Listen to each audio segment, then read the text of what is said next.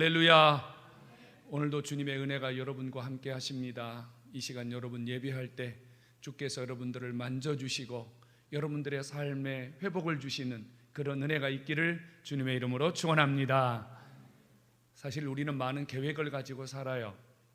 내일 내가 이것도 해야 되겠다, 저것도 해야 되겠다, 5년 후에는 이런 모습으로 있어야 되겠다, 10년 후에는 이런 모습으로 살아야 되겠다, 이렇게 우리가 계획을 하지만 실제로 우리가 계획한 대로 얼마나 되어질까요? 아마 자신 있게 나는 내 계획대로 다 이루었습니다, 이렇게 말하는 사람은 많지 않을 겁니다. 인생이 계획대로 되지 않는다는 것을 보여주는 대표적인 인물이 있다면 바로 요셉입니다. 그는 어린 시절 귀공자로 태어났습니다. 아버지의 사랑을 받으며 참 귀한 아들로 자랐습니다. 하지만 형들이 시기하고 질투해서 그를 죽이려고 했고, 죽이지 못하고 결국은 미디안 상인에게 노예로 팔아버리죠. 그 미디안 상인은 다시 요셉을 애굽 사람 친위대장 보디발의 집에 팔아버렸습니다. 하루아침에 요셉은요, 노예로, 그것도 이방 땅에서 아주 심각한 삶에 던져지게 됩니다. 여러분, 자신에게 이런 일이 일어날 줄 어찌 알았겠습니까? 만일 이런 일이 일어난다고 생각했다면 대비했겠죠. 그러나 인생은 누구도 자기 앞길에 무슨 일이 일어날 줄 아무도 모릅니다. 그런데 놀라운 것은요, 오늘 2절에 보면 이 보디발의 집에 팔려간 요셉이 그 보디발의 집에서 가정의 총무가 되는 성공적인 삶을 얻게 됩니다. 놀랍지 않습니까? 이방에서 끌려온 노예가 보디발 친위대장 거대한 집에 살림살이를 도맡아 하는 최고의 사람으로 성장했다는 겁니다. 여러분, 어떻게 이런 일이 가능했겠습니까? 그 보디발의 집에는 아주 예전부터 오랫동안 그 집에서 그의 살림살이를 맡아왔던 사람들이 상당히 많이 있습니다. 여러분, 이들이 히브리에서 끌려온 노예에게 자기의 삶을 순순히 내어주려고 했겠습니까? 보디발이 요셉을 좋아하는 것을 알았다면 많은 사람들이 시기와 질투로 요셉을 밀어내려고 했을 겁니다. 그런데 결국 요셉은 그 집에서 가정 총무가 되는 성공적인 삶을 우리에게 보여주고 있습니다. 어떻게 이런 일이 가능했을까요? 만일 여러분 같으면 잘 모르고 외국에서 끌려온 노동자에게 여러분들의 삶의 전부를 쉽게 내어줄 수 있겠습니까? 결코 쉬운 일이 아니거든요. 요셉이 보디발의 집에서 가정 총무가 된 것, 보디발의 집에서 성공적인 삶을 누리고 있는 것, 결코 저절로 된 것이 아닙니다. 요셉은 느닷없이 불어닥친 그 노예의 삶에서 수많은 어려움과 문제 속에 부딪혔습니다. 그때마다 이 요셉은 자신의 삶을 되는 대로, 내가 노예고 내가 여기 이방 땅에 끌려왔는데 내가 여기서 무엇을 할 수 있겠는가, 되는 대로 자기의 삶을 아무렇게나 산 자가 아닙니다. 그는 비록 노예로 친위대장 보디발의 집에 끌려왔지만 그는 그곳에서 하루하루를 자기의 삶을 신앙으로 디자인했습니다. 하루하루 자기의 삶 속에 하나님의 모습으로, 신앙인의 모습으로 자기의 삶을 가꾸어 갔다는 사실입니다. 누가 보아도 그는 노예입니다. 비천한 신분입니다. 소망이 없는 자입니다. 하지만 요셉은 그렇게 생각하지 않았습니다. 자기에게 어떤 어려움이 오든 어떤 일이 주어지든 그 일을 믿음으로 해냈습니다. 신앙으로 해냈습니다. 하나님의 방법으로 해냈습니다. 그랬더니 결국은 그가 그 집에서 가정 총무가 되는 성공적인 삶으로 변화되었더라 이겁니다. 바뀌었더라 이겁니다. 성도 여러분, 요셉이 자기 삶을 신앙으로 디자인했다는 이 말을 주목해야 됩니다. 요셉이 자기의 삶을 신앙으로 디자인했다는 말은 요셉이 하루하루 24시간 자기의 삶의 모든 문제들, 모든 일들을 다 믿음으로 만들어낸 결과를 사람들에게 보여주었다 그 말입니다. 요셉은 문제가 생길 때, 요셉은 어려움이 있을 때 그것을 하나님의 방법으로, 신앙의 방법으로 해결하는 사람이라는 사실을 보여주었다 그 말입니다. 이렇게 요셉이 자기의 삶을 신앙으로 디자인할 때 하나님이 요셉과 함께 하셨습니다. 하나님이 요셉과 함께 했다는 말은 대단히 중요한 말입니다. 하나님이 요셉과 함께 하심으로 두 가지 결과가 나타났습니다. 아무도 요셉을 도와주지 않았지만, 아무도 요셉의 편이 되어주지 않았지만, 하나님이 요셉과 함께 하시는 그 결과만으로 요셉은 어떤 사람도 얻어낼 수 없는 놀라운 결과를 사람들에게 보여주었다는 사실입니다. 하나님이 그를 24시간 하나님이 그가 하는 일마다 함께 해주신 결과였습니다. 하나님이 그와 함께 하셨다는 말은요, 하나님이 요셉이 하는 모든 일에 동참하셨다는 뜻입니다. 5절에 보면 요셉이 그 보디발의 집에서 밭에 나가서 일을 하든, 아니면 그가 집안에서 일을 하든, 그가 부엌에서 일을 하든, 하나님이 요셉이 하는 일마다 복을 주셔가지고 요셉의 집에 하나님이 함께 하신 결과가 나타나도록 주님이 역사하셨다 그 말입니다. 요셉이 자기의 삶을 하나님의 방법으로 하나 둘 셋 넷 디자인해 갈 때 하나님도 요셉의 삶에 하나님의 결과가 있도록, 하나님의 축복이 나타나도록 요셉의 삶을 복으로 디자인해 주셨다는 사실을 믿으시기를 축원합니다. 성도 여러분, 이 사실을 누가 보았냐고요? 보디발이 보았습니다. 보디발 집에는 수많은 종들이 있습니다. 보디발은요, 요셉을 주목합니다. 왜요? 요셉은 다른 종들과 달랐기 때문입니다. 요셉은 다른 종들과 달랐습니다. 다른 종들은 시간만 나면 주인의 눈을 피해서 놀기 바빴고, 할 수만 있다면 자기가 무언가를 이기적으로 자기 욕심대로 자기 멋대로 하려고 하는 사람들이 더 많았습니다. 하지만 요셉은 달랐습니다. 보지 않든 요셉의 삶 속에는 사람들이 상상할 수 없는 결과들이 요셉의 삶에 나타났기 때문입니다. 보디발은 주목합니다. 도대체 요셉 속에 일어난 저 결과들, 요셉 속에 일어나는 저 많은 변화들은 무엇 때문일까? 성경은 분명히 이렇게 말하죠. 보디발이요, 여호와께서 요셉에게 함께 하심을 보았다, 이렇게 말합니다. 여러분, 보디발이 여호와를 어찌합니까? 그는 애굽 사람입니다. 애굽 사람은요, 라라고 하는 태양신부터 시작해서 나일강의 수신, 그리고 온갖 신들을 섬기는 우상 나라입니다. 친위대장이라는 말은 국가의 고위 관리자입니다. 그는 역시 우상 숭배자라는 사실을 쉽게 알 수 있어요. 그런 그가 요셉을 통하여 뭘 보았다고요? 하나님 그분이 살아계시는구나. 하나님 그분이 함께 하시면 놀라운 역사가 일어나는구나. 하나님이 함께 하시는 자는 다르구나. 이걸 보았다 그 말입니다. 그리고 분명한 거 한 가지는요, 요셉에게 일을 맡겼더니, 요셉에게 소유를 맡겼더니 줄어드는 게 아니라, 현상 유지를 하는 게 아니라요, 더 많은 복으로, 더 많은 물질로, 더 많은 결과로 자신의 삶이 부여하게 되더라 이겁니다. 그러면 여러분, 바보가 아닌 동안에는 누구에게 맡겨야 됩니까? 요셉에게 맡겨야 되겠죠. 그러니 보디발은 당연히 자기의 모든 소유를 요셉에게 맡겨서 자신의 삶이 더 큰 복을 받도록 요셉에게 맡긴 겁니다.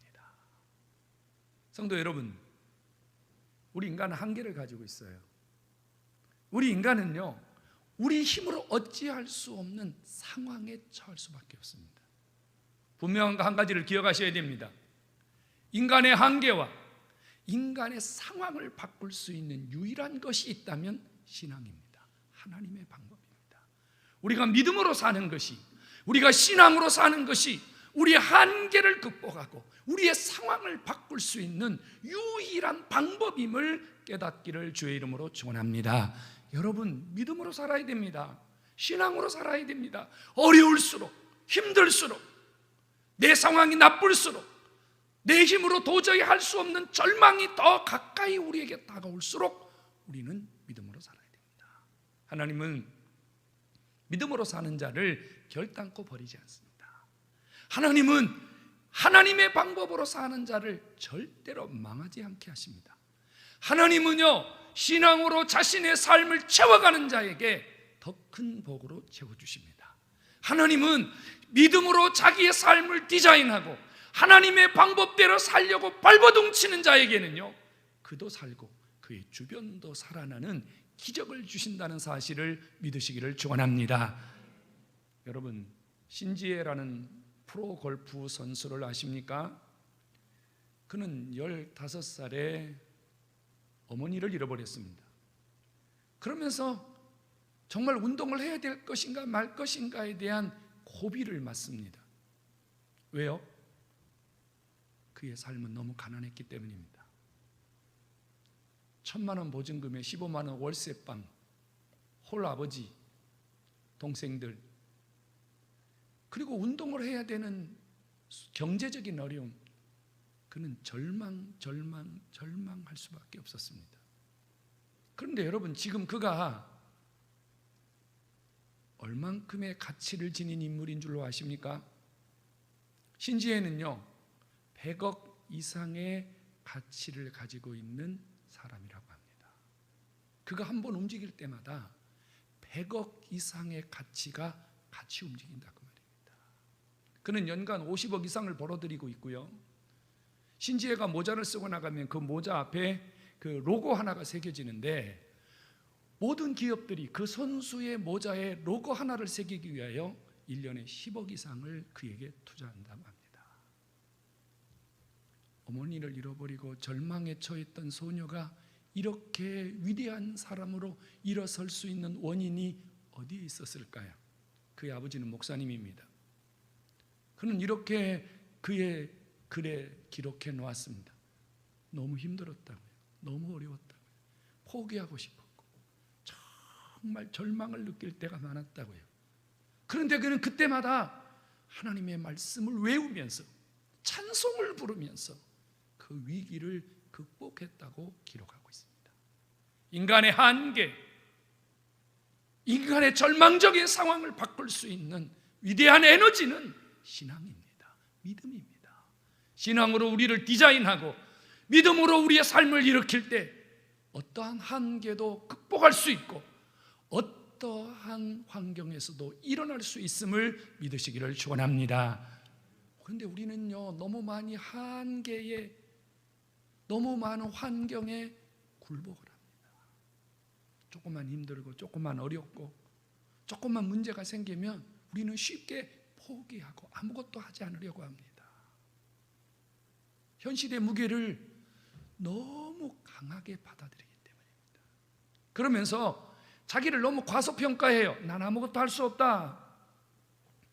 집이 없으니 아무것도 할 수 없다. 돈을 잃어버렸으니 아무것도 할 수 없다. 친구를 잃어버렸으니 아무것도 할 수 없다. 사업이 무너졌으니 아무것도 할 수 없다.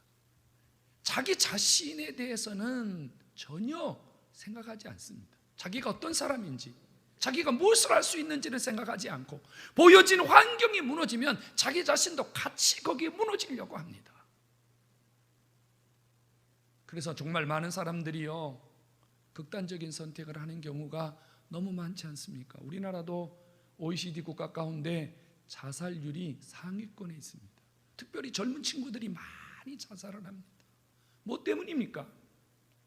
극복할 수 없는 환경 때문입니다.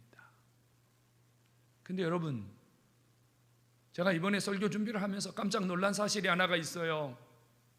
카이스트에 있는 배상민 교수님이라는 분이 강의를 하시는 것을 우연히 듣게 됐습니다.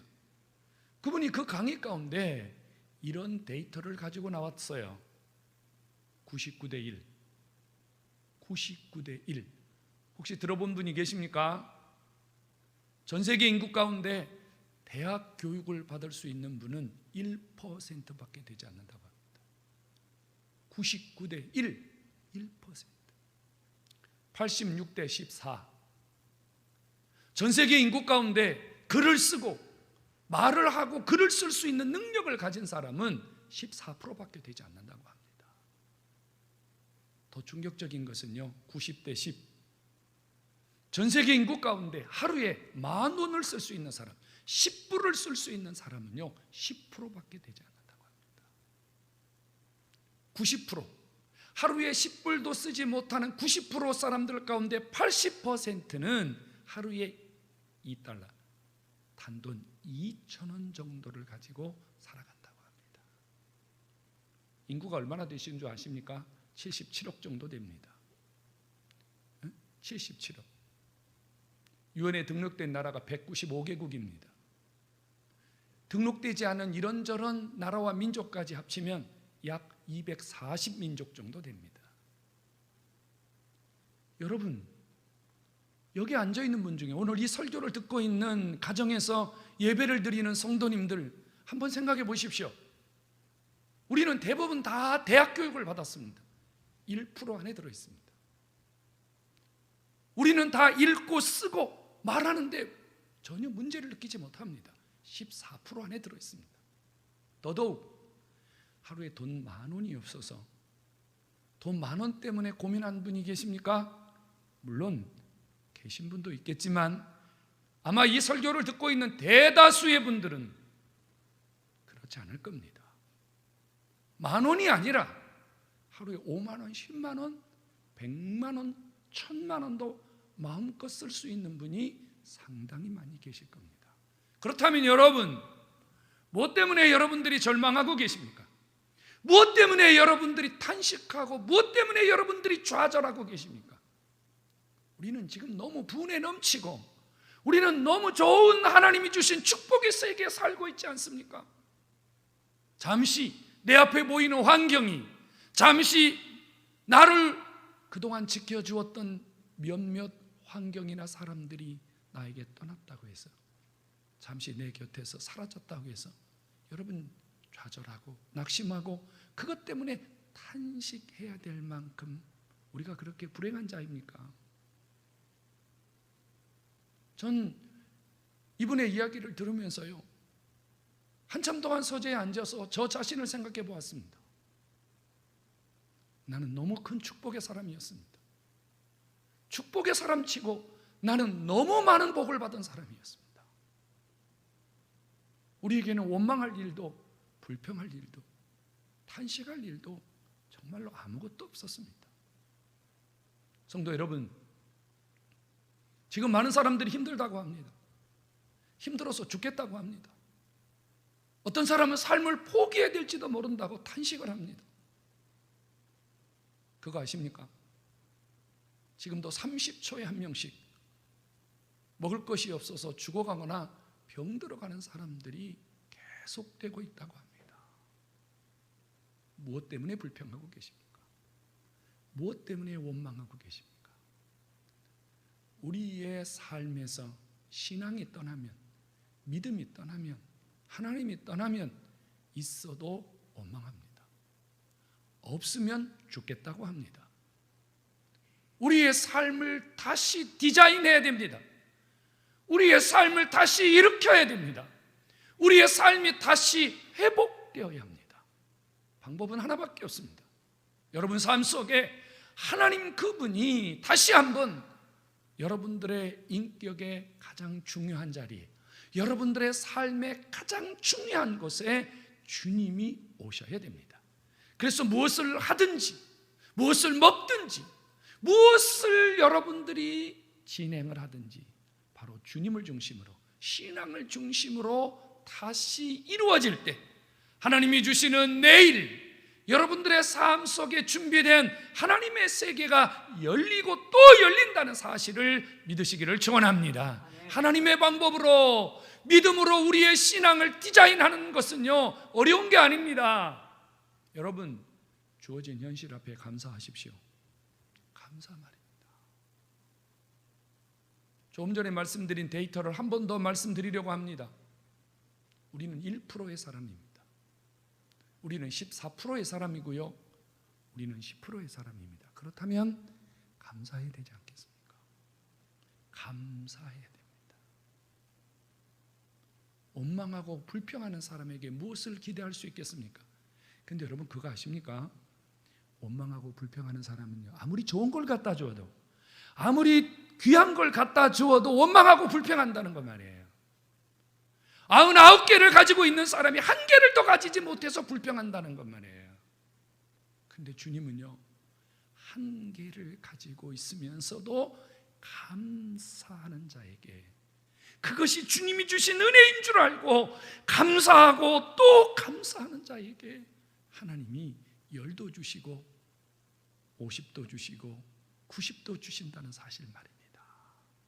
지금 여러분 눈에 보이는 환경 때문에 낙심하고 좌절하고 힘이 든 분이 있다면 힘든 거 바라보지 마시고요, 없는 거 바라보지 마시고요, 하나님이 주신 거, 지금 누리는 거, 지금 하나님께서 여러분들에게 손에 쥐게 하신 거, 그것 때문에 감사하면서 여러분들의 삶을 신앙으로 채워가는 이런 은혜가 있기를 주님의 이름으로 축원합니다. 또 하나는요, 하나님 방법으로 사셔야 돼요. 하나님 방법으로 산다는 말은 여러분들이 어떤 일을 하든지 어떤 상황에 처하든지 하나님의 사람의 모습을 버리면 안 된다 그 말이에요. 여러분 요셉이 애굽 나라에서 신앙으로 산다는 것이 쉬웠겠어요? 우상의 나라에서 자기 주인이 불신자예요. 자기 주인의 가정이 불신 가정이에요. 거기에 여호와를 아는 사람, 예수를 믿는 사람이 단 한 명도 없어요. 거기에서 요셉이 혼자서 예수를 믿고 하나님을 믿고 하나님의 방법으로 산다는 것이 그에게 얼마나 힘든 일이었겠습니까? 목숨을 걸어야 될 만큼 힘든 일이었습니다. 그런데도 요셉은 해냈어요. 뭘 해냈어요? 나는 하나님의 방법으로 산다 그 말이에요. 나는 죽을지라도, 나는 매를 맞을지라도, 나는 왕따를 당할지라도, 나는 어떤 순간이 온다 할지라도 하나님의 방법으로 산다 그 말입니다. 근데 어찌 되었습니까? 하나님의 방법으로 사는 그를 하나님도 버리지 않았고 사람도 버리지 않았고 오히려 그의 삶에는 성공적인 결과가 왔음을 믿으시기 바랍니다. 하나님의 방법을 버리지 마셔요. 하나님의 방법대로 사셔야 됩니다. 여러분, 주님은 우리에게요 놀라운 시간표를 준비하고 계십니다. 인생은 내가 계획한 대로 되는 게 아니라고 말씀드렸고 여러분 인정하셨죠? 하나님이 준비된 세계가 우리에게 와야 돼요. 하나님이 우리를 위해서 준비하고 있는 그 시간을 우리가 누릴 수 있어야 돼요. 그것은 우리가 하나님 그분에게 초점을 맞출 때만 가능해요.